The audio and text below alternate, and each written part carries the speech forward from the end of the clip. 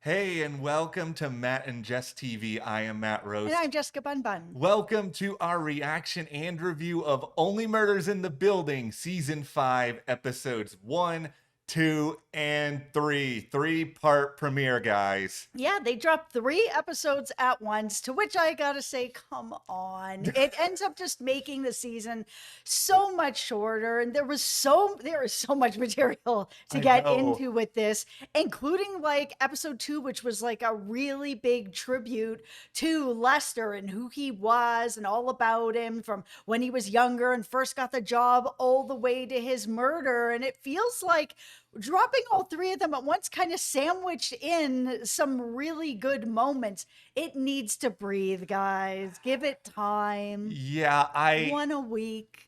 What's so wrong with that? What's the rush? We like stretching out greatness. And like these 3 episodes, just like the entirety of the show, is greatness. Like you got everything in these episodes. Like there is genuinely funny stuff. Steve Martin acting incredibly inappropriate in front of Lester's open casket. We had Absolutely. like emotional stuff galore that episode too. We'll dive into that. And of course, the mystery, because it's like, yeah, we knew that Lester was gone, but lo and behold, another mystery has entered the chat. There are 2 murders in the building this season. They have found a way to raise the bar yet again. We've had 2 murderers, but now we have 2 murders, and they are both in the building, which is really fun. Yeah.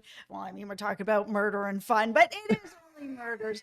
It's really exciting. It's gonna be really cool this way too, because normally it feels like we get a lot of red herrings along the way because we Yeah. only have 1 murder and 10 episodes. So we always get these episodes of people that feel like, no, it's not them. There's a formula with this show in the past where it's like, okay, we're going to get a bunch of episodes of people who are not the murderer. And then we get to episode like 7 or 8 and that person's the murderer. But now that we have 2 people, I don't think it's this is the same person. Is it 2 different people? Is it not coincidental? Is it coincidental? It's so much more complicated this season than I think it's ever been with this show.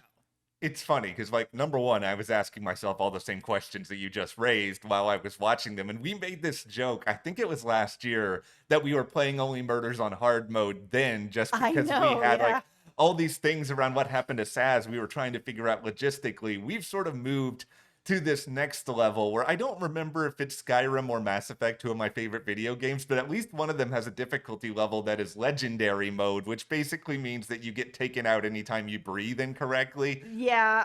We are now playing Only Murders on legendary mode, and we hope you guys are here for this big and crazy ride. Yeah, I mean, this one is going to be tough, guys. Well, we have a lot of thoughts on these episodes, a ton of theories, so buckle up, get your tinfoil hats at the ready, and be sure to hit that subscribe button because we are here multiple times a week with Yep. all things murders, Only Murders in the Building, as per usual. We have reviews, previews, theories. We're gonna have so much fun, and we want you guys to be here, and subscribing is just the best way to make sure you do not miss any of these videos. Absolutely. Thank you so much to everyone who has subscribed. We are ready for this ride. And if you want to talk to us further about Only Murders in the Building, you can head over to our Patreon. Over there, we're having more discussions, polls, all kinds of fun stuff going on over there. I will leave a link for you below. Thank you guys so much for your support there. Like, it really does mean the world. Okay, who was actually expecting there to be 2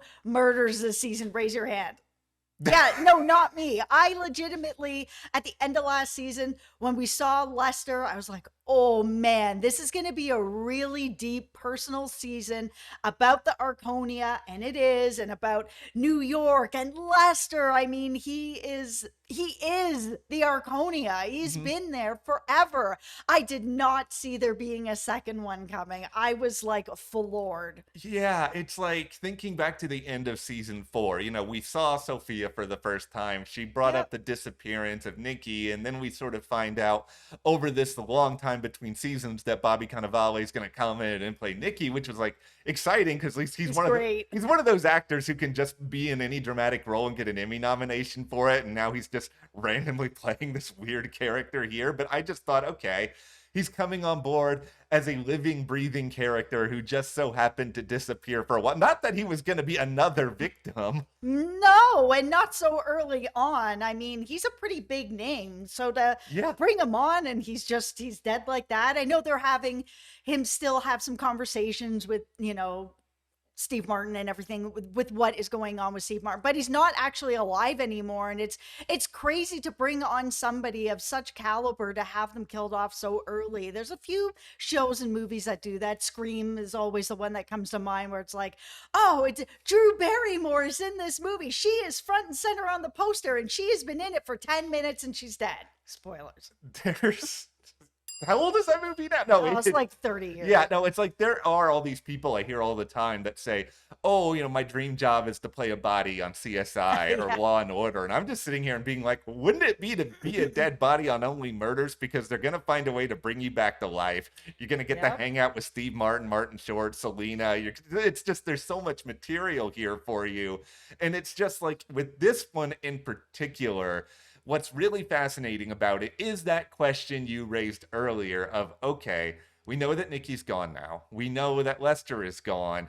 It felt like at first in these 3 episodes, okay, does the timing line up? But now you've really got this question of, okay, were they killed around the same time? Were these 2 murders linked? And if they were linked, why? And if they aren't linked, what is with the coincidence? Okay, so here's the link, at least the link between Lester and Nicky, which Yeah. is that there is this, velvet room that's underneath the Arconia that's like this gambling, drinking, having a fun time, whatever's going on down there. And Yeah. Lester knows about it because this has been handed down to him from the doorman from before. When he came on at first and was like, yeah, I'm an actor, I'm here temporarily. We all know how, of course, that ended up. But the person that was like training him was like, okay, all right, that's fine, whatever. But as you're going along, you see him, he's pocketing these envelopes. He's talking to Nicky. Nicky's giving these envelopes. Lester's like, what's going on there? I'd like to get in on that kind of thing. And as he passes the torch and he kind of learns that it's like, okay, every Saturday night, Nicky's going to come in here with some people and you are just going to kind of open the door, turn a blind eye to it, get the money, and that's how it's going to go. And by the time Lester's at the end of it, where he's like, hey, Nicky, I'd really like to take this particular Saturday night off because it's my anniversary. Are you okay with that? No, any other day you can do that, but that's not going to be a thing. You retire when I say you're going to retire. And now we're in this weird spot where they've had this confrontation and it kind of feels like, maybe it would have been Nicky that killed Lester, that maybe Lester was like, you know what, I am retiring and you can't stop me, sort of thing. But we haven't seen anything like that. Now we've got Lester in the fountain and we've got Nicky at the dry cleaners that's on the property. It's just like, what is going on? It's gotta have to do with whatever is going on below in this sort of gambling den.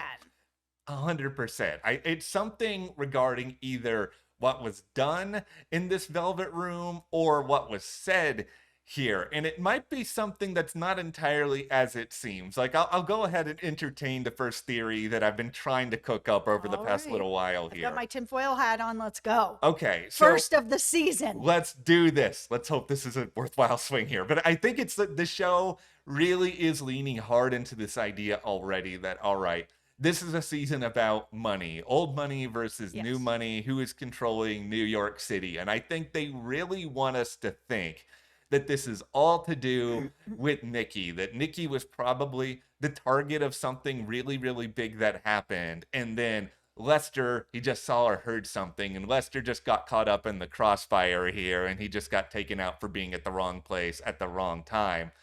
I'm going to zag. I'm going to say that what if Lester is actually the target here and it involves something that he heard or another secret perhaps that was going on at the Arconia for many, many years that episode 2 didn't quite clue us in on. Like, I think they presented us a story, but not a complete story, in that it's actually Nicky who ended up being in the wrong place at the wrong time. Because I think back in the premiere, we have this really funny moment with all the sons of Sophia and Nicky where, Oh my God, that was so funny. I was yes, so happy. Like, both of us are not mob story no, people. So when they got there, and it's like, oh, it's the actual Godfather's house, and all the sons come out and they're like, oh, we're going to do this, bing a bang a boom yeah, sort of thing. And then they just start like singing and dancing and being ridiculous and listen to our podcast.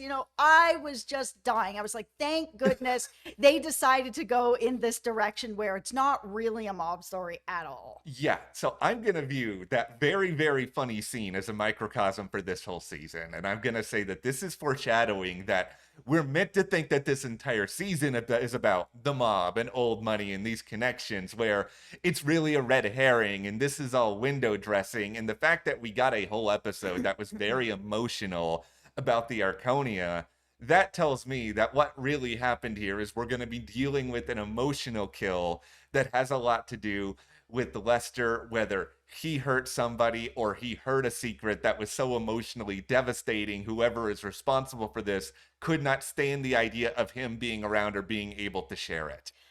I was thinking that maybe Lester was protecting somebody that Mm-hmm. had something to do with the Arconia, because even though we saw his story in episode 2 where it Yes. was okay, this is just temporary, I'm only here till my acting career takes off, and then he meets his wife and everything, and he's staying, and he ends up really loving this building. They're doing like this documentary of door people all across the city sort of thing, and he's really pouring his heart out of what this building means to him, what it means to give that service to people, and what the people in the building really, really, really mean in a greater scheme of things to the city, to him, to the building. So my wonder is was he actually maybe even trying to protect Nicky or protect somebody in the building from someone coming in? Because the thing that really stuck with me was pay no mind to the people that are coming in. This money is for you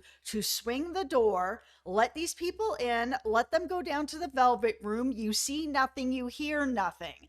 But what if he's swinging the door and it's like, after you, and they come in and then he hears something, and it's something that's connected to somebody in the building, or perhaps Nicky, where he's like, you know what, I'm not okay with this and I have to do something about this, or I've heard something and I'm really not okay with this, and now I'm just done with this, I'm giving this money back, I'm not interested anymore. And they're like, you know too much.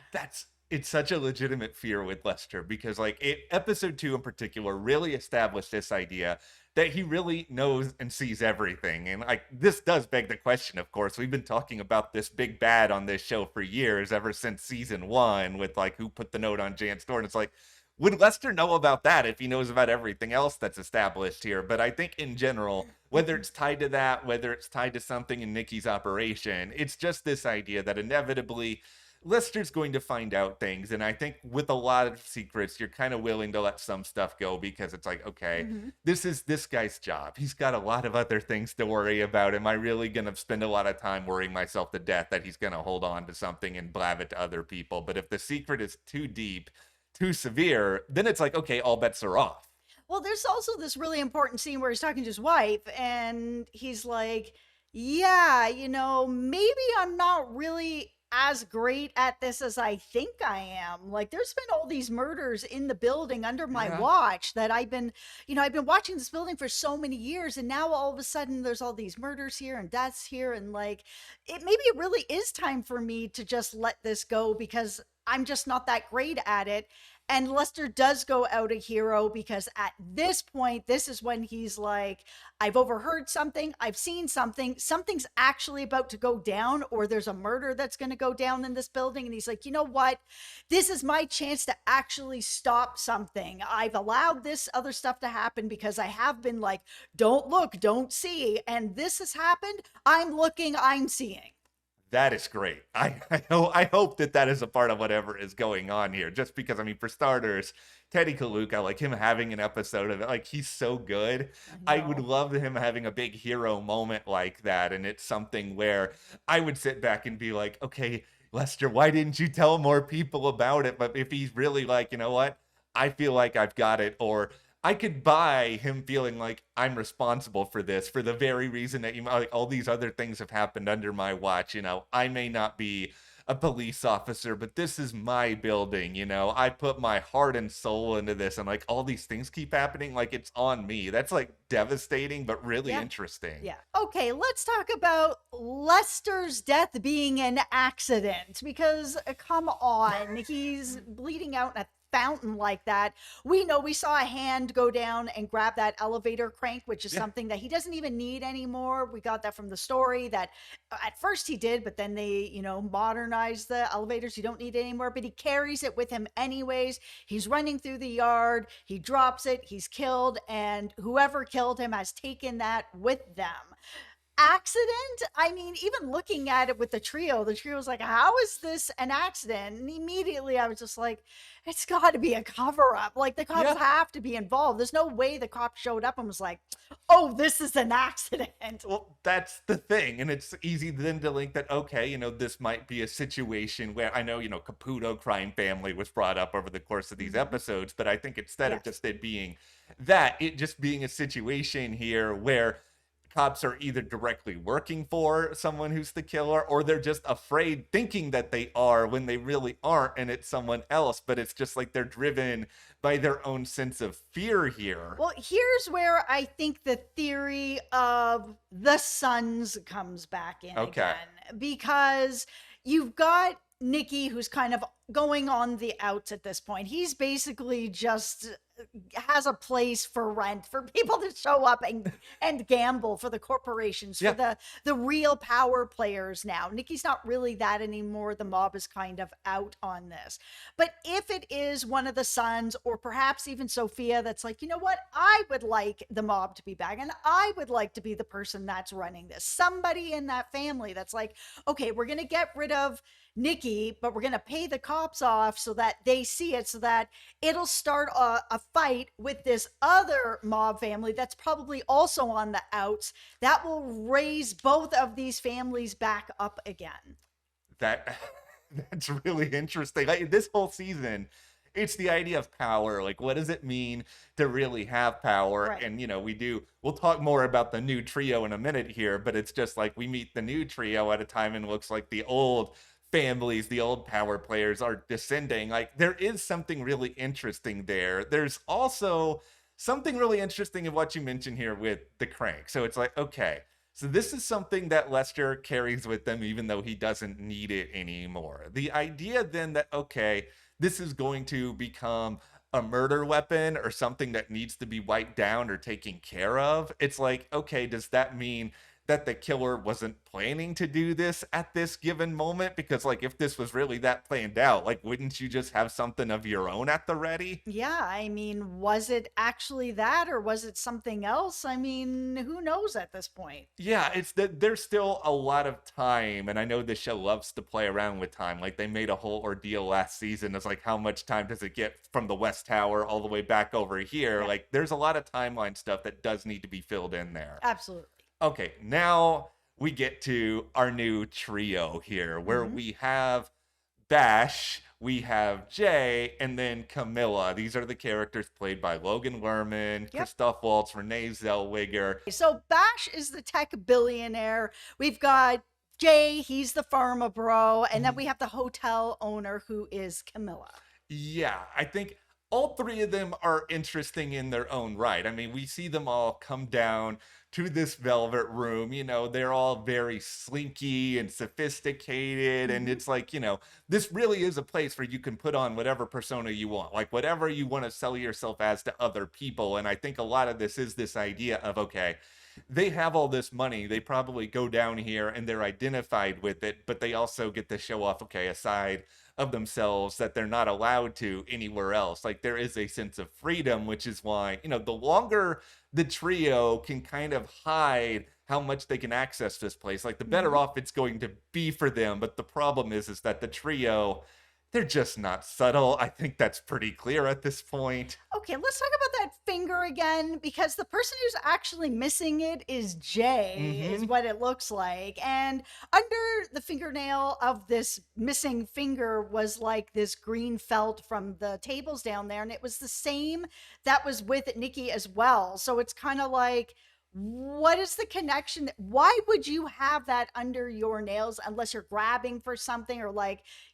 most of us have gone to casinos or Yeah. we're sitting at tables playing cards or whatever. Nobody's doing this to the table. So how is it that much under your nails unless you're clawing at something to try to grab something? I'm gonna say, yeah, Both of them, Nicky and Jay? it's a strange thing where it's like you're clawing at something because you're in the middle of a struggle, and then it's sort of like, okay, maybe you can paint it that, okay, I was trying to defend myself.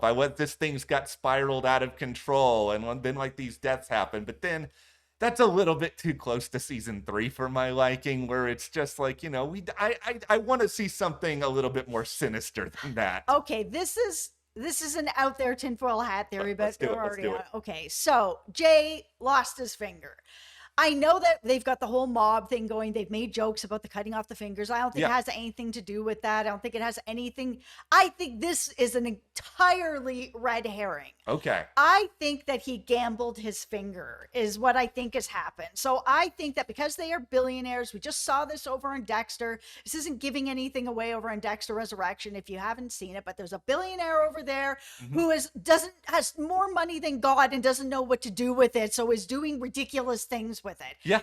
I think that's what's happened here too. I know this is an out there theory. You guys can tell me if you think it's right or wrong, but I think he gambled his finger because he was like, you know what, whatever, I can just have it sewn back on. I'm a, farmer bro. I can do whatever I want, sort of thing. And he put it on ice, and it ended up in the shrimp dish, and he ended up without it, and it got like taken away. And he was like, oh well, whatever, bandage it up. That's what I think happened. Okay, see, I can't sit here and be like your theory is too far out there, because what I am about to suggest is equally as far out All here. right. All right, so let's all think about Clue, everyone's favorite board game here. Like, okay, And movie. very good movie, but all right, what's one thing that's very identifiable by Clue? Secret rooms. What's one thing we already have here with the Velvet Room? It's a Yep. secret room for a lot of people. Yeah. So, is it possible that there are secret compartments within the Velvet Room? Works. What's just as important as money, information, and power? Like, what keeps this room running?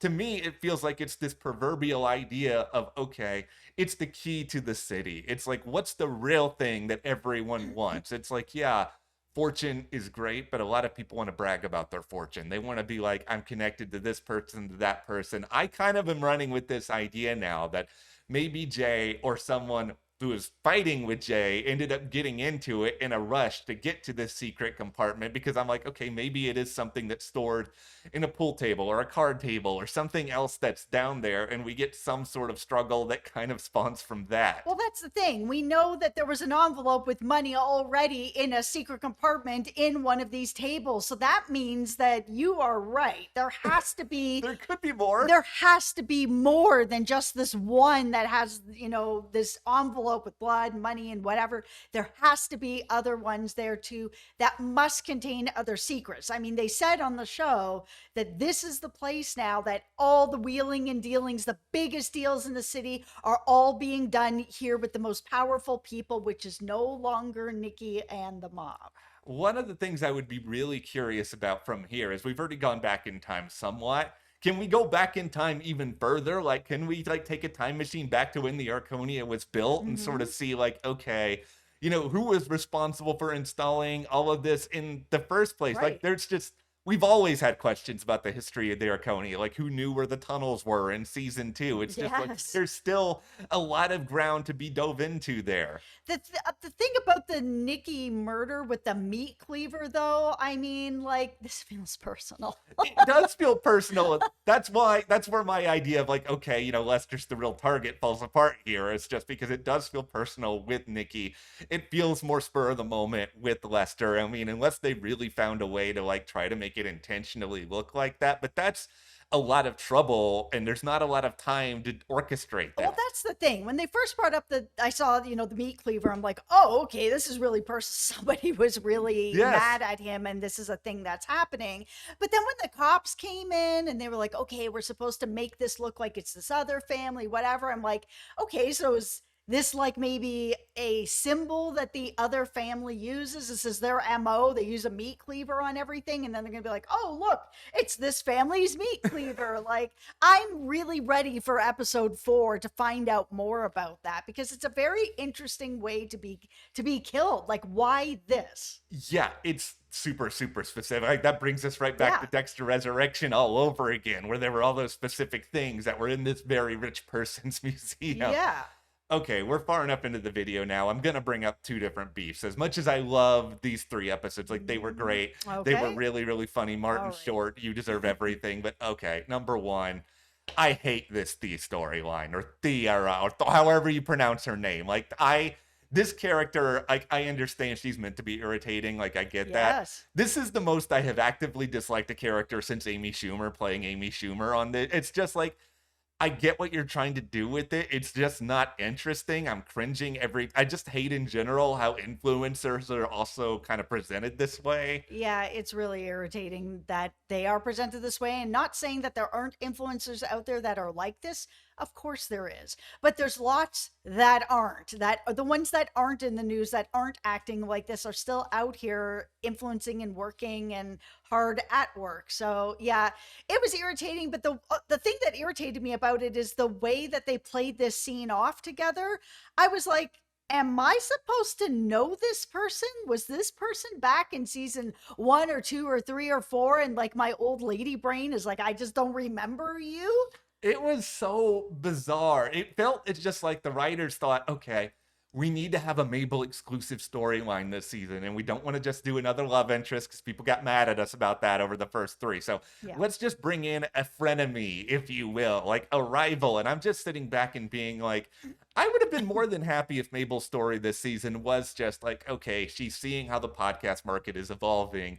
She's going to become more of a producer, face of the operation, to try to really get them out there Mm-hmm. and really grow and expand things and kind of think beyond just the Arconia, especially because we have this stuff with Charles who's looking for an element of purpose and meaning in his own life. Like, that would have been more than enough for me. For sure. All right, my other beef here, and this one's a little bit smaller, is that I kind of wish episode 2, I know it would have taken some like configuring, was a little bit later in the season, because it was a really charming and really sweet episode. Young Bunny, I seeing Tim know. Kono, seeing Saz, little Mabel. It was really well done. It was really warm and nostalgic. It's just also, we've come to expect this episode Yes. around this point in the season. So I think kind of with all of that, it didn't hit me the same as it did kind of some of the earlier seasons. Like, the Bunny flashback episode is one of my favorite episodes of the entire show. It is my favorite episode of the entire show. It was so well done. It's just, that's just a really high bar, and I wish that they didn't get it as formulaic, if you will, at least with that part of it. I want to say that the comedy this season is on point. A 10 out of Yes. 10. Watching Steve Martin all over that casket being like, oh, he doesn't have the dead man's arm crossed. And I was like, well, no, he wouldn't. But I'm a former funeral director. So here's the inside tea. All right, on all that. right.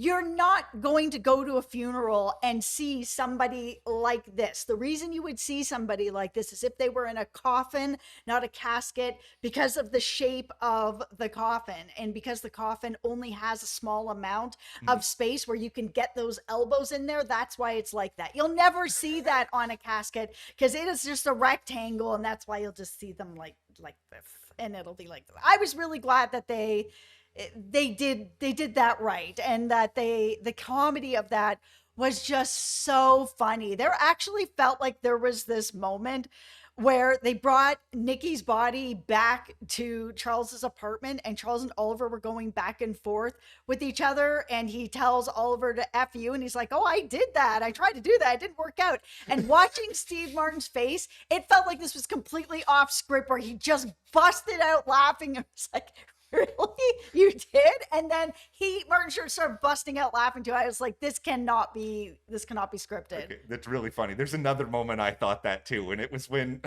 Marty is talking about a certain white substance that I fear saying Yes. I've already said that any joke about this I will always find funny, but it was just this came out of nowhere. That my other favorite comedy moment in these episodes is Uma maybe gets like 2 minutes of screen Oh, time here. Uma. Uma scored like 30 points. I know. Like her line of "I'm gonna leave the building" while she's in the elevator with Oliver in the body. That was so funny. This was so funny. The comedy is really, the bar is way higher this season with the comedy. Yeah. I laughed way more than I have in quite a few seasons. I mean, I was laughing a lot in season 1 and 2. Yeah. 3, so. I'm lukewarm on 3. 4, it was okay. But man, the comedy right now, it is excellent. That's just where we are coming out of the first 3 episodes of Only Murders in the Building season 5. If it was not obvious, we're having a great time, but we also Wonderful. want to know, who do you think is responsible for these murders? Do you think it's the same person, 2 different people? Give us your thoughts, your ideas on the motive, so much more in the comments. Hit that subscribe button so you don't miss any more Only Murders in the Building, and support us further by joining our Patreon. That link is in the description. Thank you so much. We will see you here next time.